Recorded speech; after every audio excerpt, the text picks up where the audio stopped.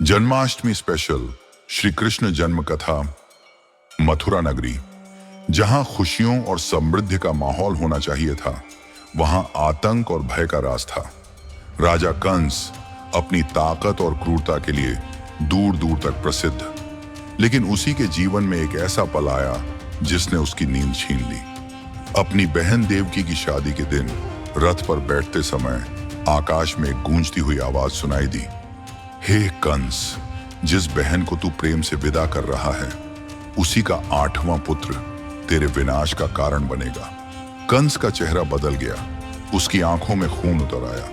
उसी क्षण उसने तलवार खींची और देवकी को मारने की ठान ली, परंतु वसुदेव जी ने हाथ जोड़कर वचन दिया, राजन, हम तुम्हें अपनी हर संतान सौंप देंगे, बस मेरी पत्नी को मत मारो। कंस ने उन्हें मथुरा के कारागार में कैद कर दिया। एक एक करके 6 संतानों का वध। देवकी के गर्भ से जन्मे पहले 6 बच्चों को कंस ने निर्दयता से मार डाला। 7वें गर्भ में बलराम जी थे, जिन्हें योग माया ने रोहिणी माता के गर्भ में पहुंचा दिया। 8वां गर्भ दिव्य समय। जब 8वां गर्भ आया, मथुरा की हवाओं में एक अजीब सी शांति थी।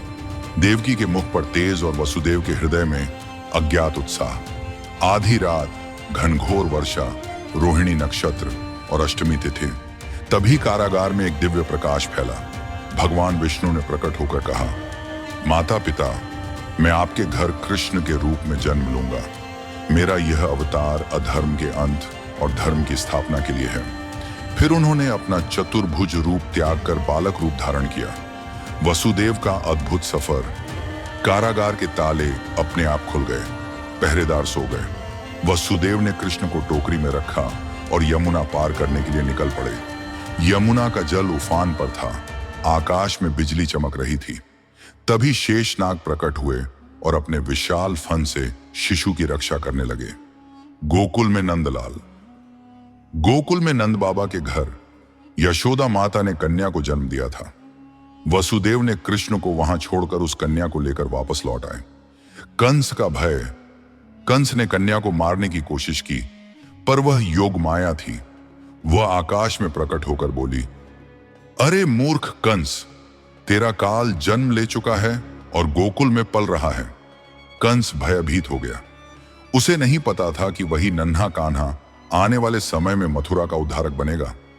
वही बांसुरी वाला, वही नटखट नंदलाल, वही मुरलीधर श्री कृष्ण। इस प्रकार अंधकार और अत्याचार के बीच जन्म हुआ उस नन्हे बालक का, जो सिर्फ एक पुत्र नहीं बल्कि संपूर्ण सृष्टि का रक्षक था। वह जो गोकुल की गलियों में हंसी बिखेरेगा, मुरली की धुन से मन मोह लेगा और धर्म की स्थापना के लिए महाभारत के युद्ध तक जाएगा।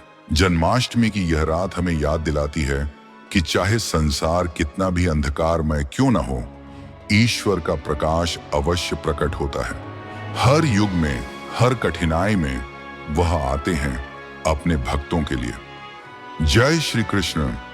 अगर आपको यह कथा पसंद आई हो तो लाइक जरूर करें, अपने दोस्तों व परिवार के साथ शेयर करें और ऐसी ही भक्ति भाव से भरी कहानियां सुनने के लिए सब्सक्राइब करना न भूलें। घंटी का बटन दबाएं ताकि अगली कथा सीधे आप तक पहुंच सके।